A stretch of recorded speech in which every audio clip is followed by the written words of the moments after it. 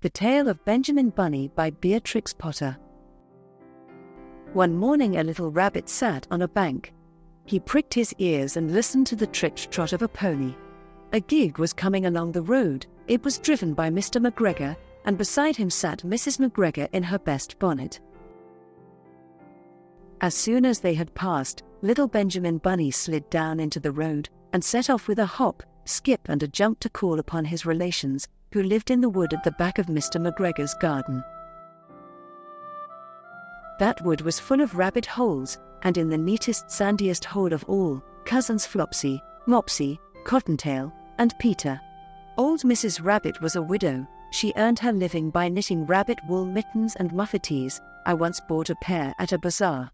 She also sold herbs, and rosemary tea, and rabbit tobacco, which is what we call lavender. Little Benjamin did not very much want to see his aunt. He came round the back of the fir tree, and nearly tumbled upon the top of his cousin Peter. Peter was sitting by himself. He looked poorly and was dressed in a red cotton pocket handkerchief. "Peter," said little Benjamin, "who has got your clothes?"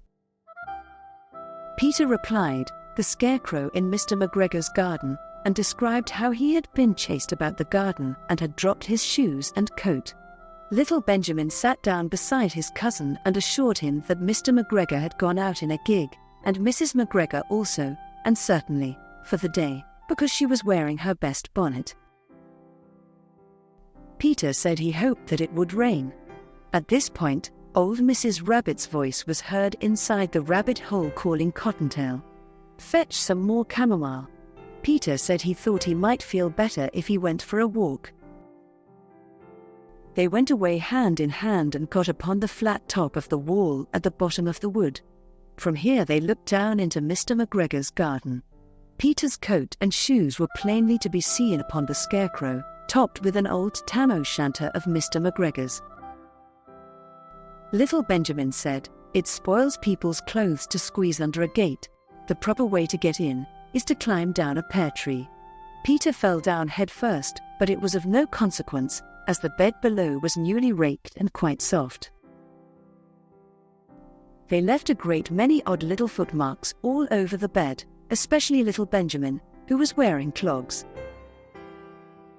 Little Benjamin said that the first thing to be done was to get back Peter's clothes, in order that they might be able to use the pocket handkerchief. They took them off the scarecrow. There had been rain during the night, there was water in the shoes, and the coat was somewhat shrunk.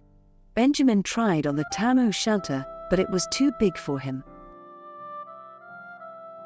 Then he suggested that they should fill the pocket handkerchief with onions, as a little present for his aunt. Peter did not seem to be enjoying himself. He kept hearing noises. Benjamin, on the contrary, was perfectly at home, and ate a lettuce leaf. He said that he was in the habit of coming to the garden with his father to get lettuces for their Sunday dinner. The name of little Benjamin's papa was old Mr. Benjamin Bunny. The lettuces certainly were very fine. Peter did not eat anything. He said he should like to go home. Presently he dropped half the onions. Little Benjamin said that it was not possible to get back up the pear tree with a load of vegetables. He led the way boldly towards the other end of the garden. They went along a little walk on planks, under a sunny red brick wall. The mice sat on their doorsteps cracking cherry stones. They winked at Peter Rabbit and little Benjamin Bunny. Presently Peter let the pocket handkerchief go again. They got amongst flower pots and frames and tubs. Peter heard noises worse than ever. His eyes were as big as lollipops. He was a step or two in front of his cousin, when he suddenly stopped. This is what those little rabbits saw round that corner. Little Benjamin took one look, and then, in half a minute less than no time, he hid himself and Peter and the onions underneath a large basket. The cat got up and stretched herself and came and sniffed at the basket. Perhaps she liked the smell of onions. Anyway, she sat down upon the top of the basket.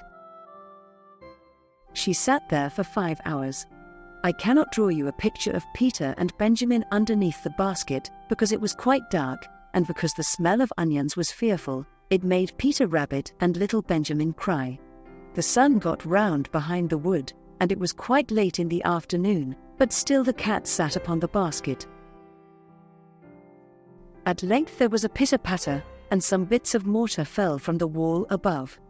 The cat looked up and saw old Mr. Benjamin Bunny prancing along the top of the wall of the upper terrace. He was smoking a pipe of rabbit tobacco and had a little switch in his hand. He was looking for his son. Old Mr. Bunny had no opinion whatever of cats.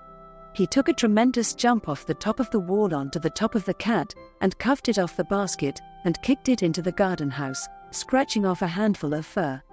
The cat was too much surprised to scratch back. When old Mr. Bunny had driven the cat into the greenhouse, he locked the door.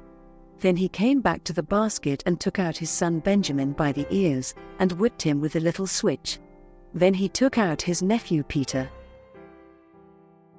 Then he took out the handkerchief of onions and marched out of the garden.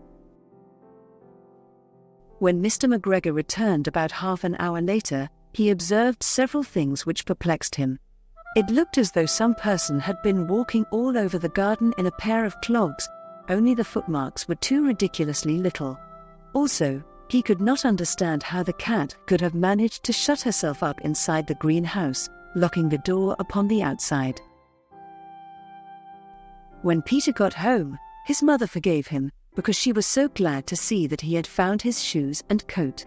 Cottontail and Peter folded up the pocket handkerchief, and old Mrs. Rabbit strung up the onions and hung them from the kitchen ceiling, with the rabbit tobacco.